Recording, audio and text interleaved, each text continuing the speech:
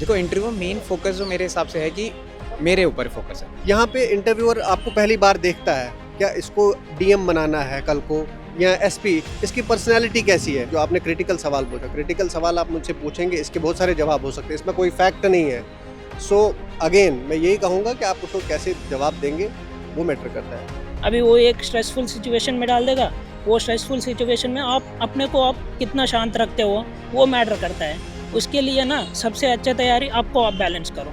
जो बगल में रहते हैं ना काफ़ी एस्पिरेंट्स और सीनियर एस्पिरेंट्स हैं एंड जो ऑलरेडी इन सर्विसेज, उससे ज़्यादा डिस्कशन करना और उससे आइडियालॉजीज उसका ओपिनियंस अपन शेयर करना है और अपन को आप इनकलकेट करना है, वो सब बहुत अच्छा रहता है। अगर इंटरव्यूअर को आपको पास करना है तो वो पूछेगा कि आपके मामा का नाम क्या है, तो वो तो आपको जानते ही हो, तो उसके लिए आपको तैयारी नहीं चाहिए। लेकिन अगर उसको आपको नहीं करना है तो वो पूछेगा कि मेरे मामा का नाम क्या है, और वो आपको कितना पढ़ लो उसके लिए आप नहीं पढ़ सकते। हर वॉक्स ऑफ लाइफ के लोगों से आप मिलो, जिससे आपको उनके पर्सपेक्टिव पता चलेंगे और जब वो काम आएंगे आपके इंटरव्यू में। बस क्योंकि लोग बाग 4 बार 5 बार से दे रहे अटेम्प्ट लेकिन क्लियर नहीं हो रहा है, तो वो बहुत सेल्फ एनालिसिस बहुत इंपॉर्टेंट होता है इसमें कि आप कहाँ पे आगे फंस रहे हैं। नमस्कार और स्वागत है आप सभी का DH की खास पेशकश एस्पिरेंट्स में। एस्पिरेंट्स जहां हम कॉम्पिटिटिव एग्ज़ाम्स की तैयारी करने वाले जो छात्र छात्राएं हैं उनसे बात करते हैं और समझने की कोशिश करते हैं वो सारी चीज़ें जो कि उनकी ज़िंदगी में बहुत बड़ा रोल प्ले करती हैं उनके सपनों तक पहुंचने में। आज हम बात करेंगे इंटरव्यूज़ के इर्द गिर्द, क्योंकि अभी सेकंड फेज़ के इंटरव्यूज़ चल भी रहे हैं। तो क्या जो इंटरव्यू की तैयारी है वो प्री से पहले, मेंस से पहले, मेंस के बाद शुरू कब होती है, और उसके जितने भी अंग हैं जैसे पर्सनालिटी डेवलपमेंट की बात हो गई, करंट अफेयर्स की बात हो गई, तो कौन सी ऐसी चीज़ें हैं जिनके बारे में वो ख़ास ध्यान रखते हैं, ख़ास उसमें कोशिश करते हैं खुद को बेहतर करने की। यही सारी चीज़ें जानेंगे मैं और मेरे सहयोगी सुशील।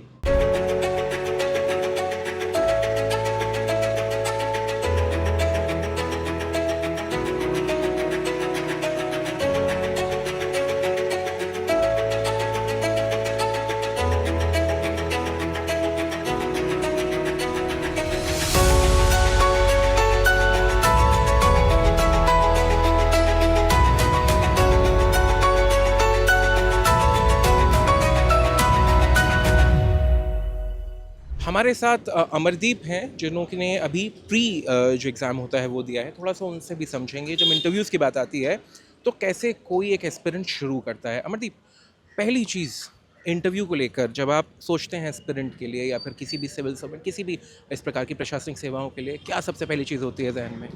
देखो, हमें ऐसा लगता है कि मतलब सोसाइटी के लिए कुछ करना है, सबसे पहले तो यही आता है। तो हम हर चीज़ ना ये देखते रहते हैं कि हम सोसाइटी के लिए कैसे कुछ कर सकते हैं।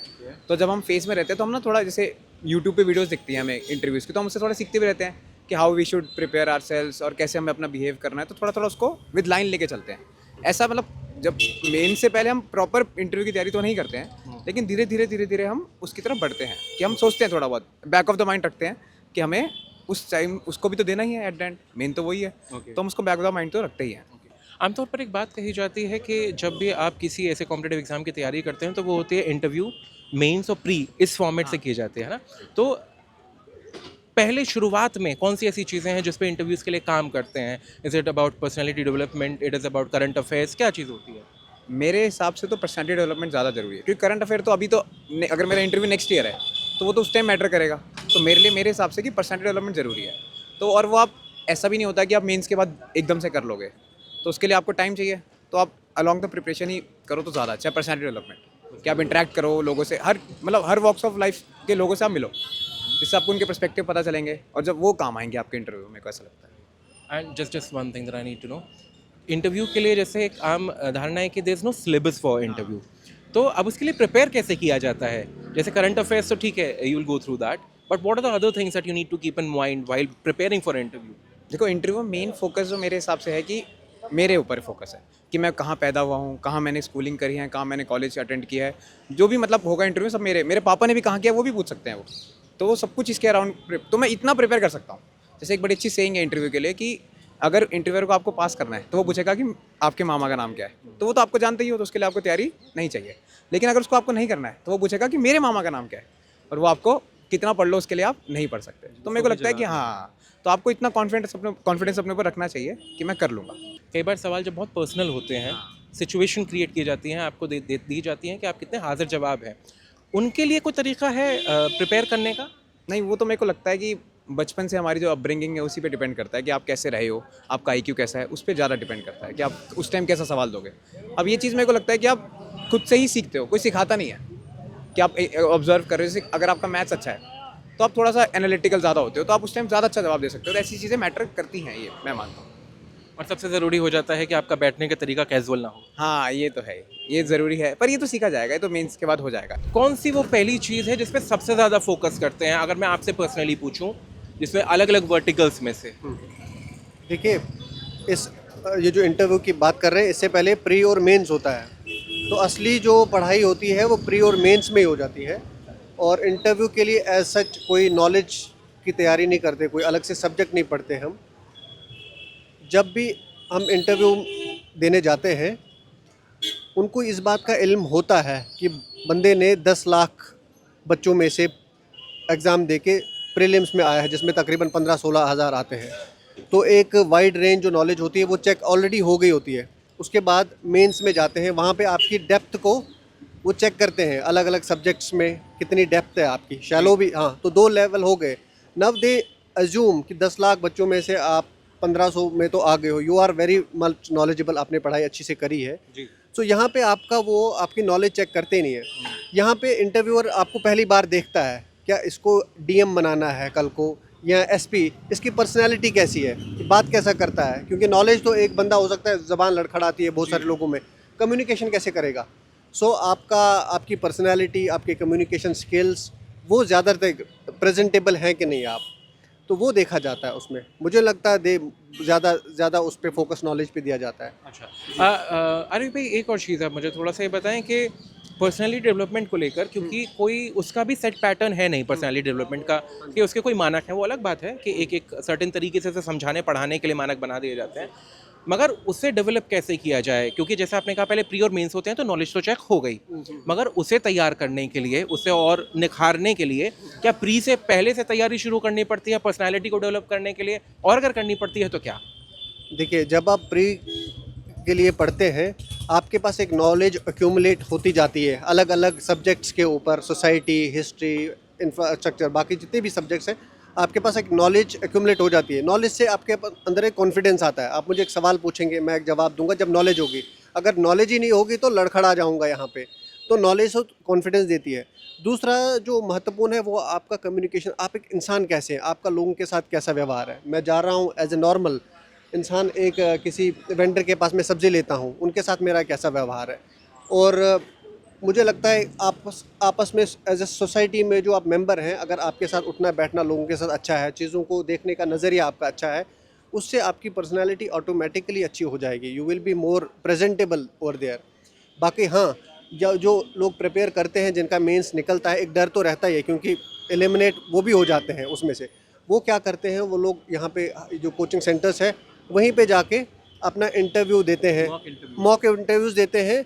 वो बिल्कुल वो फील आता है वहाँ पे। अगर कोई किसी चीज़ में डर है, बहुत सारे इंटरव्यूज़ में वो डर थोड़ा कम हो जाता है। बार बार इंटरव्यू अलग अलग कोचिंग सेंटर्स में देते, मुझे लगता है वहाँ पे आप उसको जो फेयर होता है ना, उसको कनकर किया जाता है, so that before you go to actual जहाँ आप जाएंगे, तब तक आपने उस फेयर पे थोड़ा कंट्रोल किया जाता है। तो उनको लगता है हाँ भाई, कॉन्फिडेंस तो है बंदे में, इज ए गुड। हाँ, नॉलेज तो पहले ही चेक की हो। बिल्कुल, तो मतलब डर वो कम से कम निकल जाता है।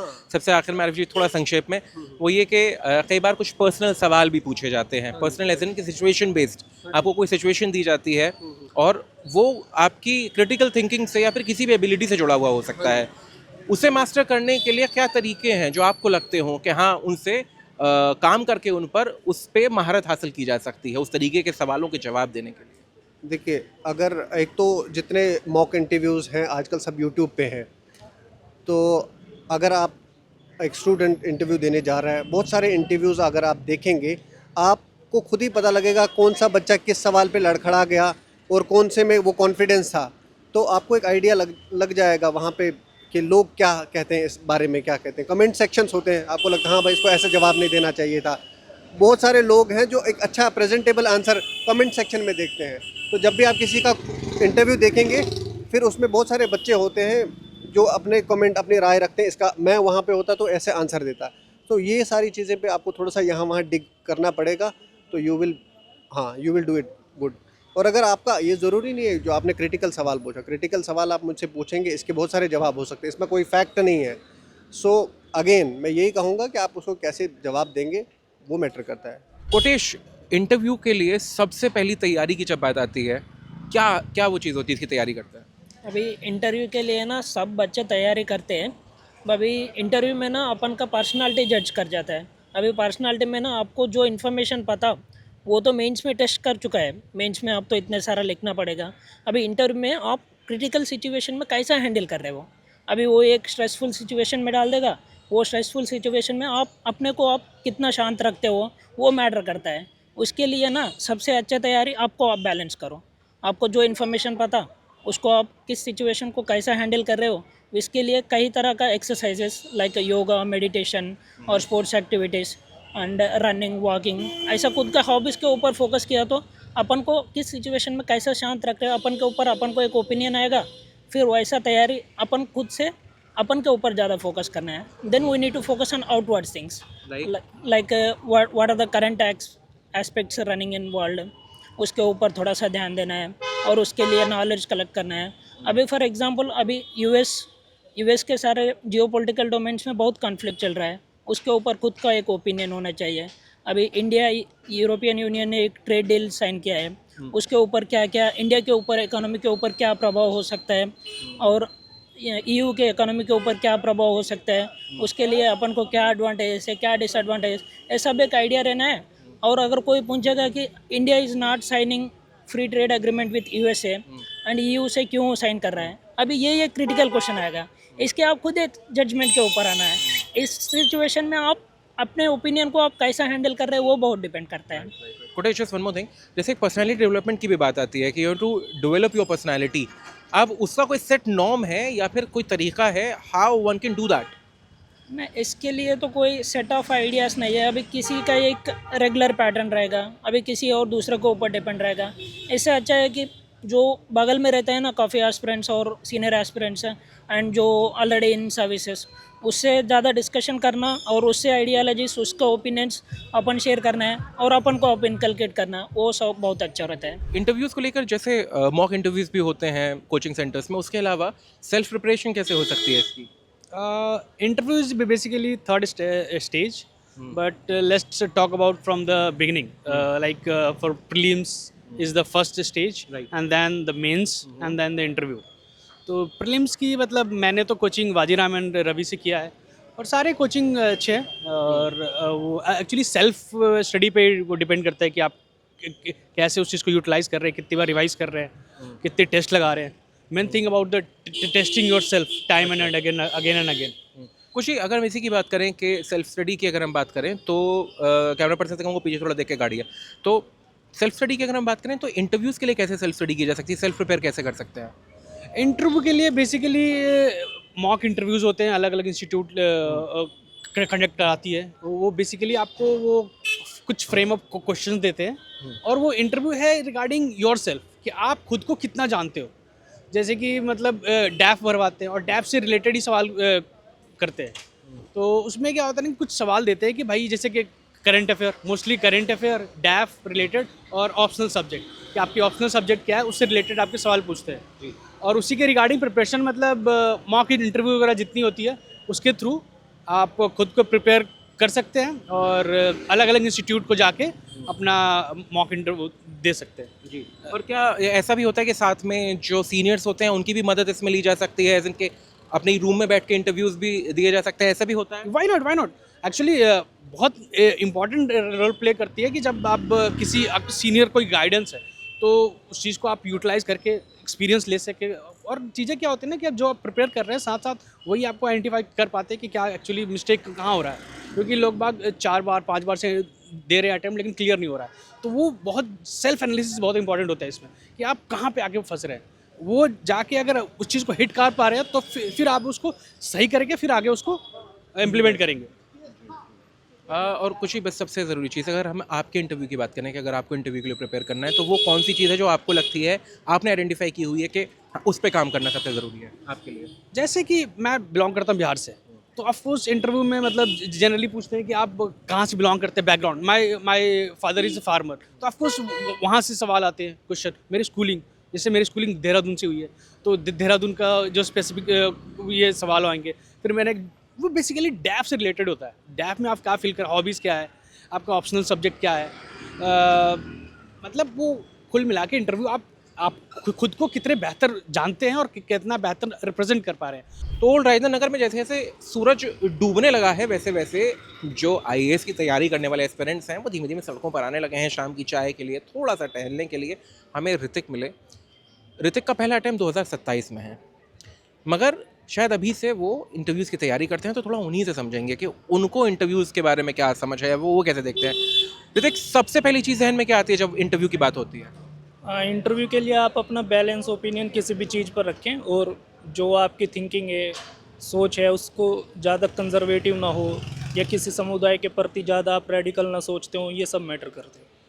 आपका एक बैलेंस ओपिनियन हर चीज़ पर होना चाहिए और चीज़ों की गहराई में एक समझ आपकी होनी चाहिए। ओके। कई बार कुछ सवाल ऐसे भी होते हैं जिसमें आपको क्रिटिकली एनालाइज किया जाता है कि आप उसमें या तो एक इधर पाले में है या उधर पाले में है, जिसमें you have to take sides. उसके लिए कैसे सोचते हो? मुझे लगता है कोई भी चीज़ पूरी तरीके से नकारात्मक या सकारात्मक नहीं होती। हर चीज़ के अपने बेनिफिट्स भी होते हैं, निगेटिव्स भी होते हैं। तो ये कहना कि कोई भी चीज़ के पूरे तरीके से एक पाले में रहना या उसके अपोजिट में रहना, वो मेरे हिसाब से सही नहीं है। हर चीज़ पॉजिटिव्स के भी कुछ, किसी साइड के पॉजिटिव्स भी होते हैं, निगेटिव्स भी होते हैं, तो उसके एक कंबाइन वर्जन होना चाहिए। लाइक यिंग यांग जो होता है, every good has a bad and bad has a good. Okay. दूसरा, ऋतिक, क्या लैंग्वेज का भी आपको लगता है कि एक बहुत बड़ा रोल है, खासकर इंटरव्यूज़ को लेकर अगर हम बात करें? इंटरव्यू के स्तर पर मुझे लगता है यूपीएससी जैसी एक कॉन्स्टिट्यूशनल बॉडी में, ऐसी प्रकार की संस्था में लैंग्वेज पर इशू इतना नहीं होता होगा।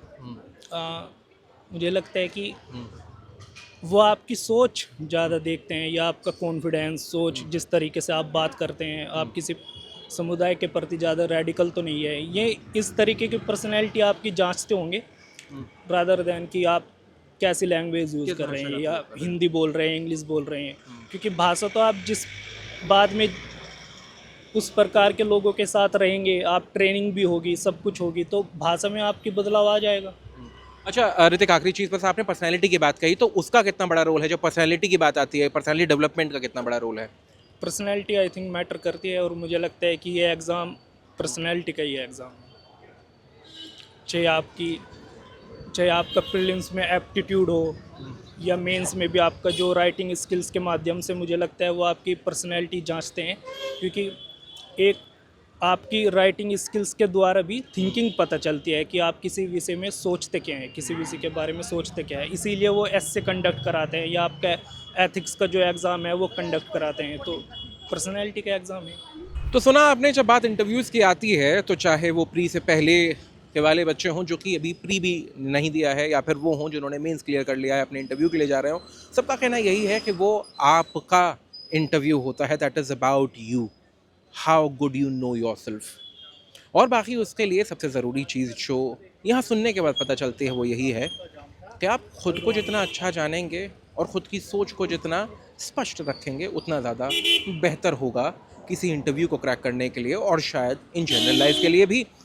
इसी के साथ आज का एपिसोड यहाँ ख़त्म करते हैं, मगर दोबारा उतरेंगे मुखर्जी नगर या फिर ओल्ड राजेंद्र नगर, इसी जगह जहाँ ये आईएएस की तैयारी करने वाले, यूपीएससी की तैयारी करने वाले एस्पिरेंट्स होते हैं।